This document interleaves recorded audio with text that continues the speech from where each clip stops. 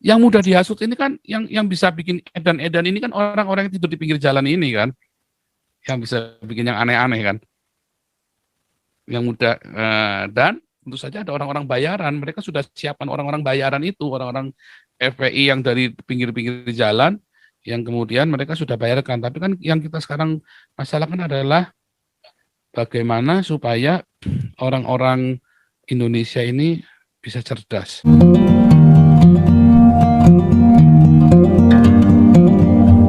Nah, banyak sekali yayasan-yayasan itu kayak panti asuhan. Anak pantinya cuma 10 orang. Wah, cuman dia jualannya banyak. Dari foto ke foto tuh. Dari panti ke panti difotoin, dikumpulin jadi satu. Kayaknya seakan-akan pantinya dia gede.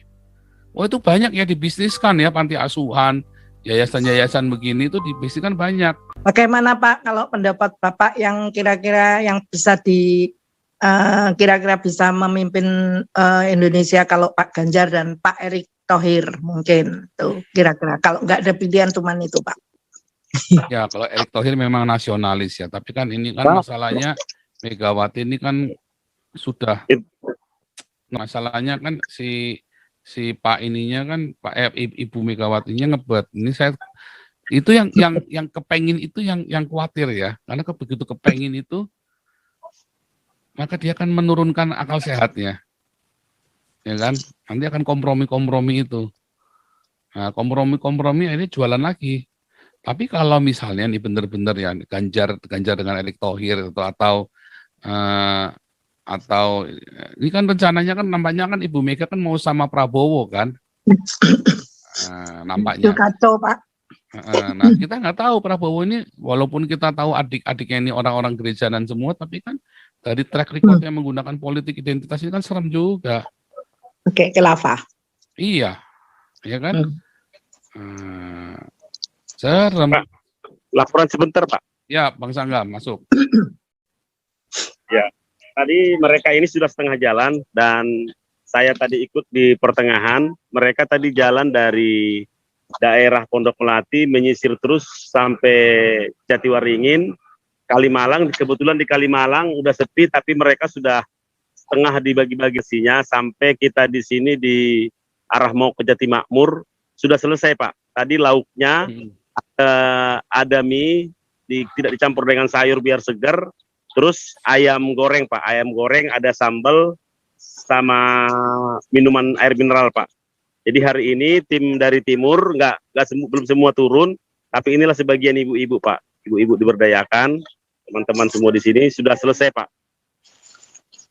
Puji Tuhan. Luar biasa. Haleluya. Ayo teman-teman disalam yang di Zoom. Halo, terima kasih. Semangat. Oke, demikian Pak Paul. Thank you Bro Charles. Semua Pak Alengso, Iya. Pak Paul. Oke, Pak. Nah, cuman memang itu kita nggak mau, saya tidak akan berpikir siapa yang akan menjadi jagonya, tapi kalau orang bisa melakukan tugasnya untuk diakonia marturia, nanti itu kayak ngocok kartu lagi tuh. Serius. Bisa cair semua. Orang itu sehat kok, pikirannya, otaknya sehat.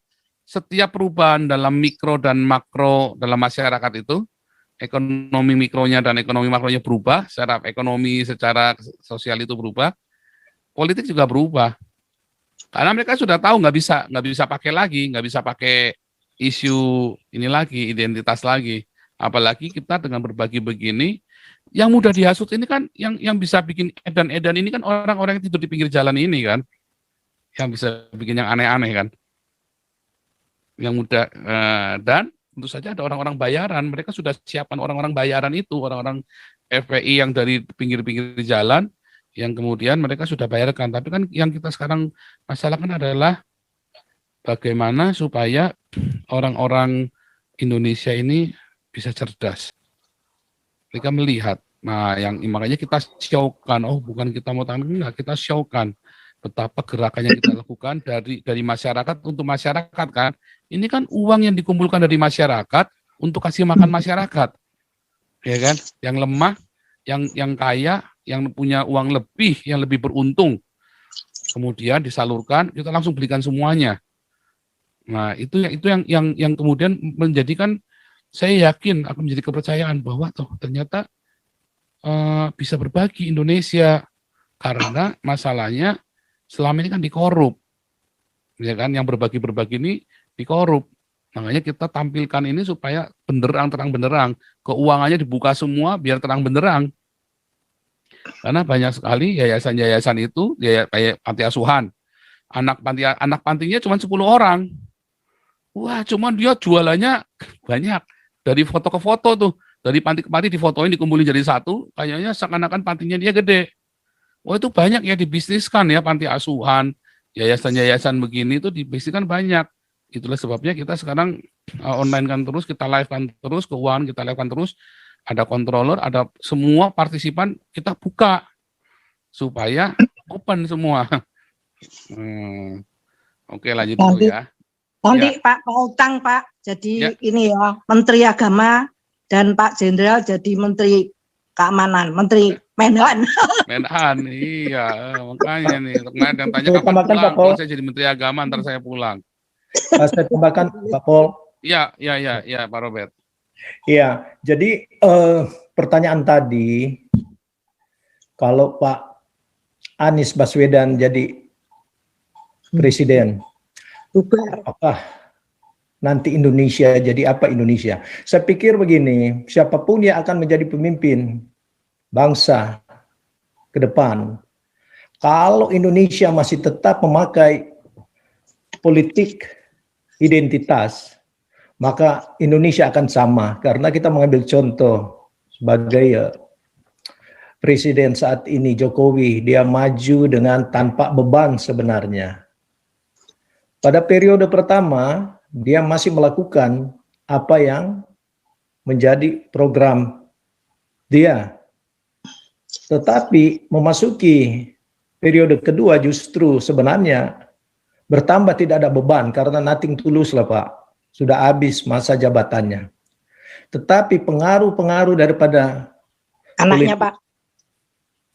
identitas ini yang dipakai oleh kelompok seperti JK dan pimpinan-pimpinan daripada PKS dan Amin Rais dan sebangsanya agak sulit untuk kita melihat Indonesia ke depan ini. Pasti akan sama, kacau. Jadi yang mungkin di sini adalah harus ada kelompok yang menyatukan konsep visi kenegaraan yang sifatnya nasionalis dalam pemilihan nanti. Karena kalau tidak, Indonesia akan sama Pak. Siapapun, saya yakin seperti itu. Karena pengaruh-pengaruh bisikan-bisikan daripada orang-orang yang sekarang menggait wakil itu dari kelompok yang intoleran. Kan kita tahu siapa wakil presiden saat ini dan sebelumnya.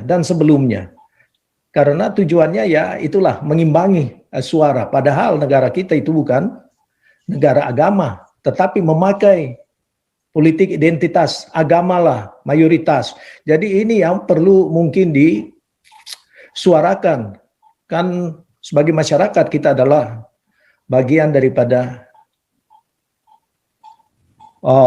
suara dari bangsa juga. Jadi kalau ada kesatuan daripada rakyat Indonesia yang sadar bahwa Indonesia akan terus mengalami tekanan-tekanan khususnya kepada minoritas, maka tidak ada lain Pak, siapapun yang akan jadi. Jadi agak sulit juga kita me-endorse seseorang, Ganjar, Pranowo atau siapa saja akan berakhir dengan sama.